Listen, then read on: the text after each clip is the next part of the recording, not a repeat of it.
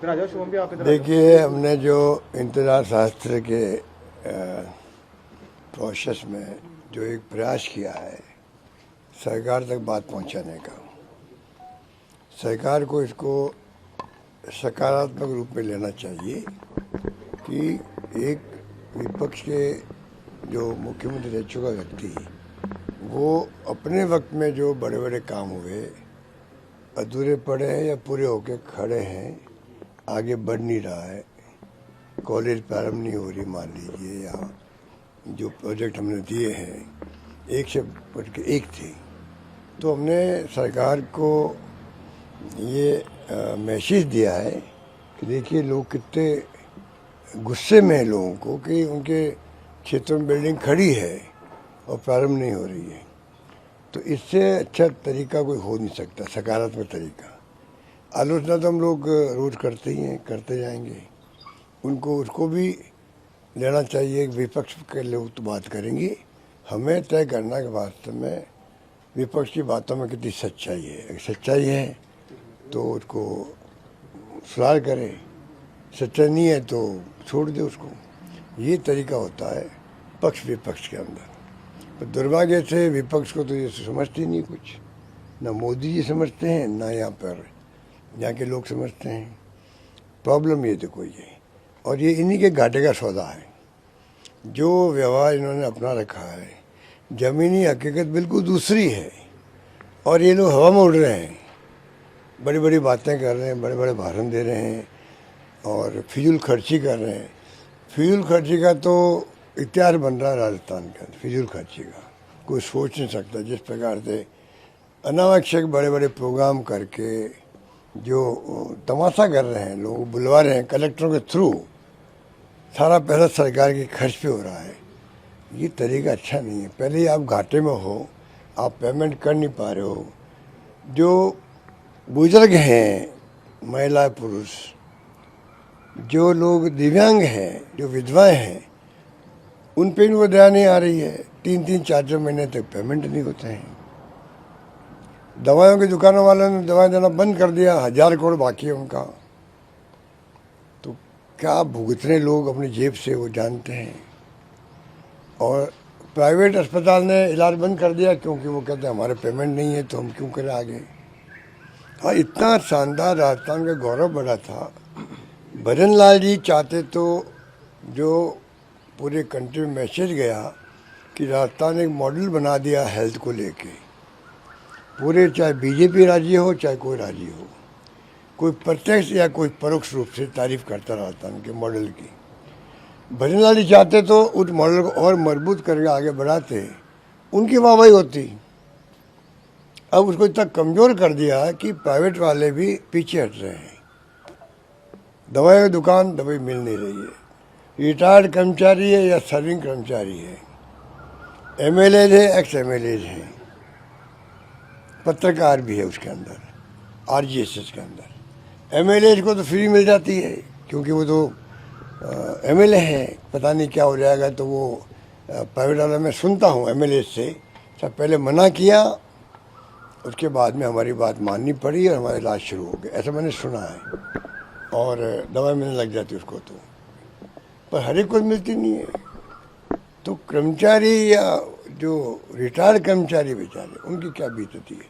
अब इनको ये बातों का संवेदनशीलता ही नहीं है। ये सरकार संवेदनहीन है, ये कहना चाहिए मुझे ये बात। सर, एक रिफाइनरी की सौगात मिल रही, जबकि आपने दौरा किया था, मुख्यमंत्री रहते तब एचपीसीएल के अधिकारी कह रहे थे कि दिसंबर 2023 में ही पूरी हो जाएगी। 24 में हो जाएगी पूरी। 23 में गया था लास्ट में, पहले 23 में कहा था, ठीक कह रहे हो। फिर उन्होंने कहा साहब नहीं, थोड़ा टाइम लग जाएगा, 24 तक तो हम कर ही देंगे इसको। अब वो 26 में ला रहे हैं प्रधानमंत्री के बुलाने पर। मैं तो इनसे वो सवाल पूछता हूँ, आपने 4 साल तक 14 से लगा 18 तक जो बंद रखा इस काम को, उसके बाद में आपने चुनाव के मौके पर देखा कि चुनाव हार नहीं जाए, तब आपने प्रधानमंत्री को बुलाया और उसका कार्य प्रारंभ करने के नाम पे उनका प्रोग्राम रखा, जबकि शिलान्यास हो चुका था। सोनिया जी और वीरप्पा मोदी जी आए थे मिनिस्टर। इतना बड़ा प्रोजेक्ट था, अगर आज 7 साल देरी से शुरू हो रहा है, कहाँ 37,000 करोड़ और कहाँ 80,000 करोड़ में फ़र्क तो होता है, पैसा तो पब्लिक का ही होता है। तो ये जो सेटबैक लगा है रिफाइनरी को, इसका दोष किसका है? पहले वसुंधरा जी को भी मिसगाइड कर दिया गया कि घाटे का सौदा है, और ये भी कह दिया कि पानी हमारा, ज़मीन हमारी, बिजली हमारी, तेल हमारा, फिर हमारी भागीदारी 26% क्यों है? तो फिर मैंने उनको समझाने का प्रयास किया, ऊपर में विपक्ष में थे, तो मैंने कहा ये गलत कह रहे हैं, भागीदारी होती नहीं राज्यों की, ना लेते राज्य सरकार है, क्योंकि रिफाइनरी जो है कई बार घाटे में आ जाती है, तो स्टेट गवर्नमेंट घाटा पूर्ति करने की स्थिति में नहीं होती है। और रिफाइनरी खुद है एचपीसीएल की या आईओसी की, किसी की है, उनके कई रिफाइनरी होती है, कोई घाटे में चली गई, कोई फायदे में आ गई, तो वो लोग इसको सहन कर सकते हैं। इसलिए स्टेट गवर्नमेंट, हमें तो मजबूर किया गया कि हम रिफाइनरी में तब आगे आएंगे तब अगर स्टेट गवर्नमेंट 26% भागीदारी लेगी, इसलिए मजबूरी में भी लेना पड़ा। और आपको भ्रम है कि ये कम भागीदारी ली है, तो ये गलत है, ये मैंने उस वक्त भी कहा था। तो ये तमाम बातें मैं कह चुका हूँ पहले। अब इन्होंने जो, जिनको ABCD नहीं मालूम है, उनको बैठा करके प्रेस कॉन्फ्रेंस करवा रहे हैं रिफाइनरी के बारे में। अरे बैठाना था तो वसुंधरा जी को बैठाना था, उनको तो मालूम था भी कि काम मैंने गलती करी नहीं करी, हमारे वक्त में एग्रीमेंट में क्या कमी रही या नहीं रही, या उनको गलतफहमी हुई, वो क्लियर कर सकती थी। एकमात्र आज के वक्त में सिर्फ वसुंधरा राजे हैं जो रिफाइनरी पे हमारे कमेंट पर बोलने का अधिकार रखती है।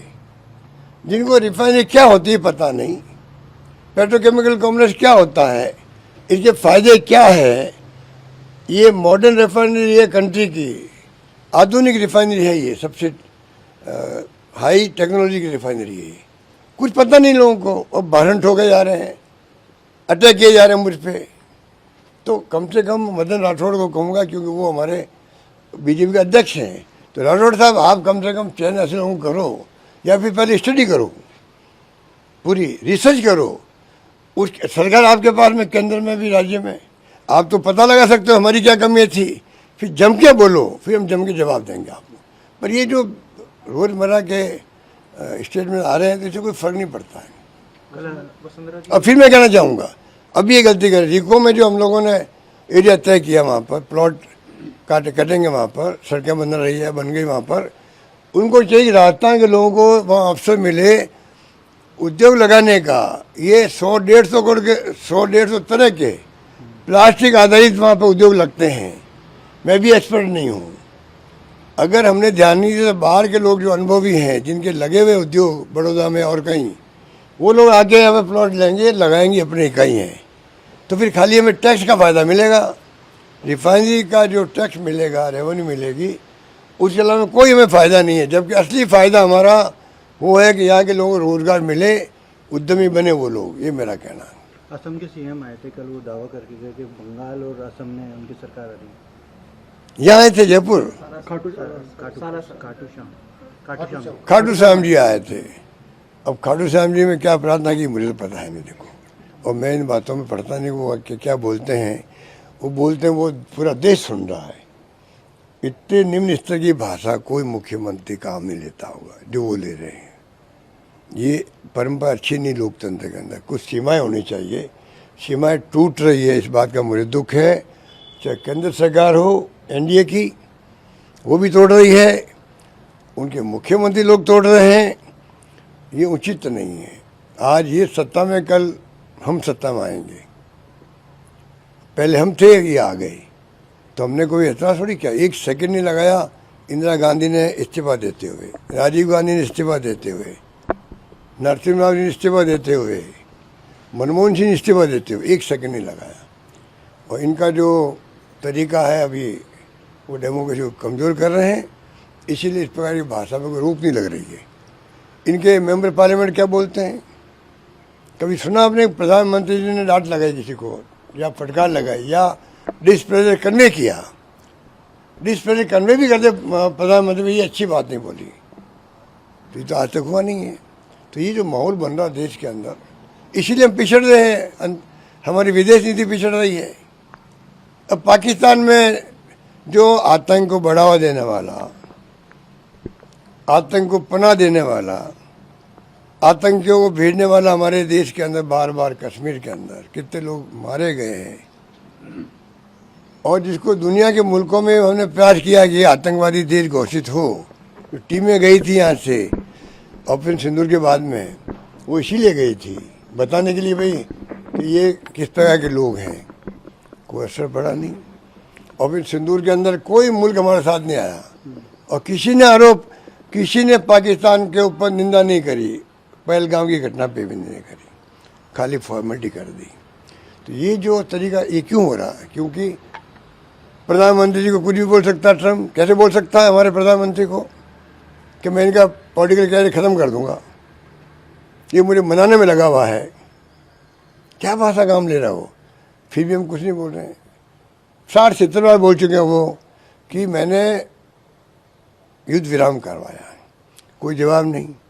इसलिए उनके हौसले बढ़ गए हैं, वो पाकिस्तान तरफ मुड़ गए हैं।